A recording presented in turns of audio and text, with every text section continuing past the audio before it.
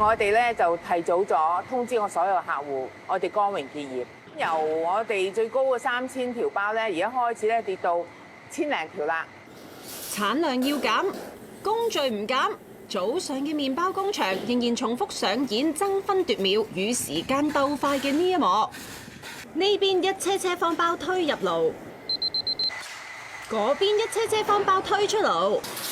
一出爐，工人齊齊奏起方包進行曲，以閃電手將每條方包脫模而出。真係太過熱啦，個爐咧要快手啲，落包都可以唔使望住張台嘅。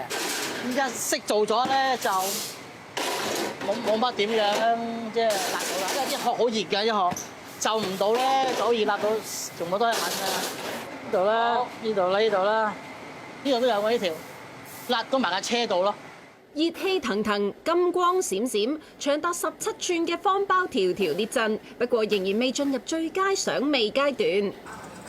啲麵包咧一出爐咧就盡快咧用大風扇去吹動佢啦。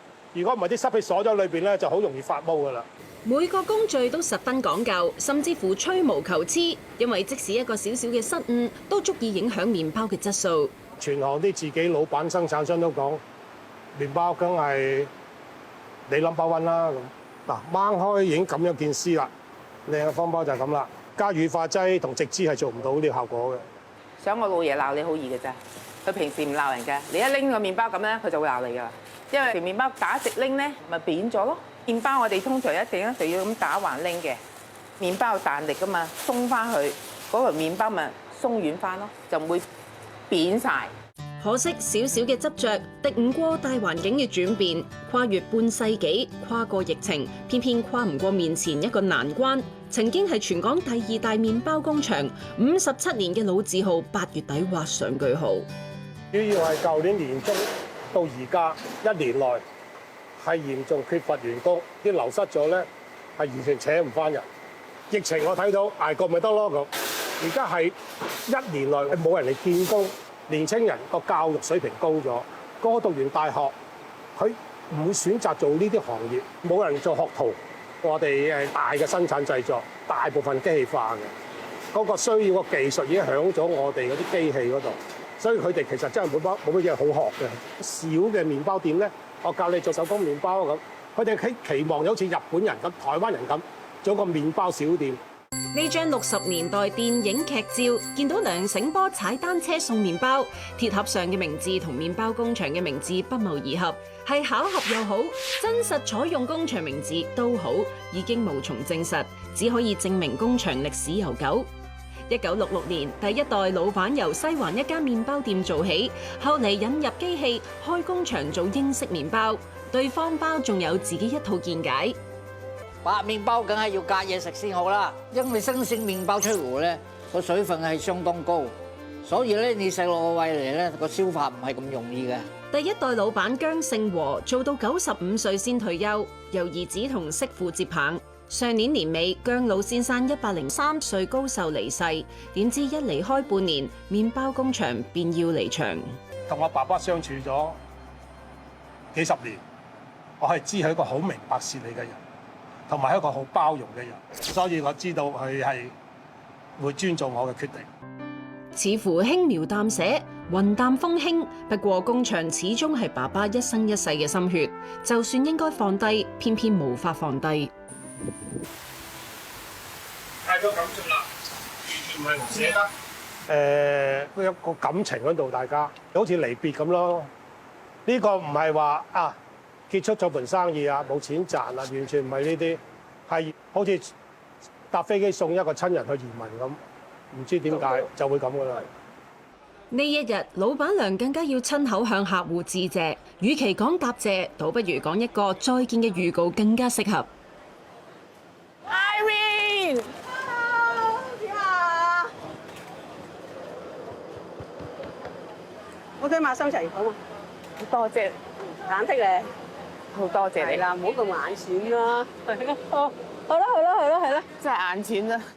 中環呢一個排檔招牌脆豬做到街知巷聞，脆豬就係由麵包工場無心插柳製造出嚟。以前咧做完方包之後咧，剩咗好多，跟有啲頭尾嘅麵粉剩咗，咁啊通常我哋會擺喺啲爐度咧，就搓成圓揼哚一啲包仔去賣埋佢，個皮就好脆嘅。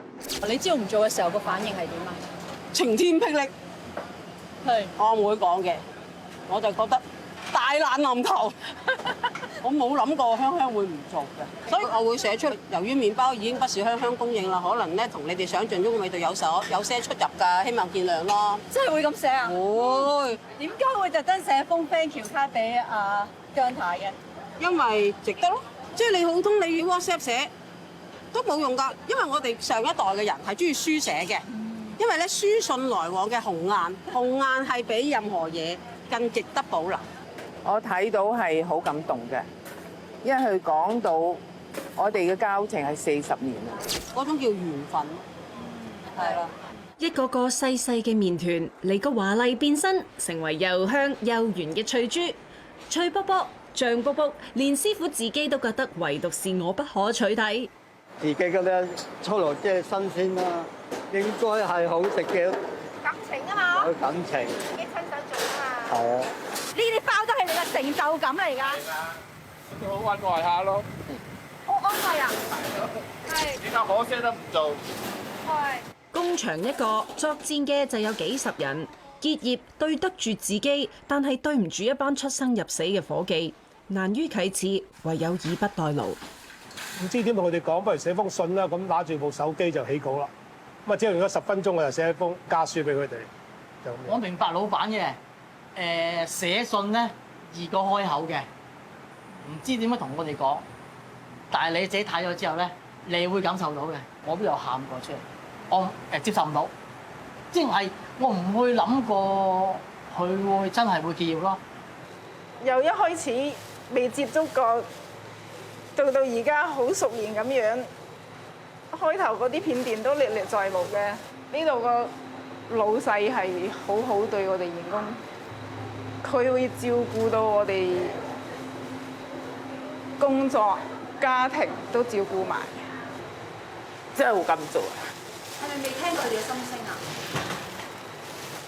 我哋係風雨不改嘅，我哋呢個行業，但我啲員工咧真係好乖，我哋同佢真係風雨同舟，好感謝有佢哋。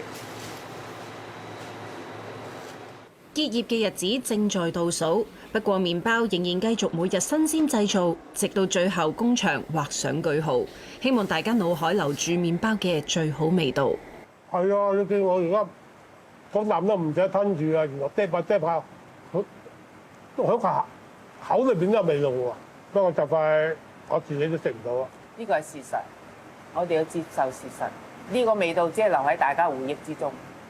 緣起緣落，以後食到嘅麵包再唔係自家製造，不過只要係麵包散發出嘅清香，就足以喚起2代人嘅奮鬥日子、拼搏嘅歲月。即使工場失去，記憶仍然永遠擁有。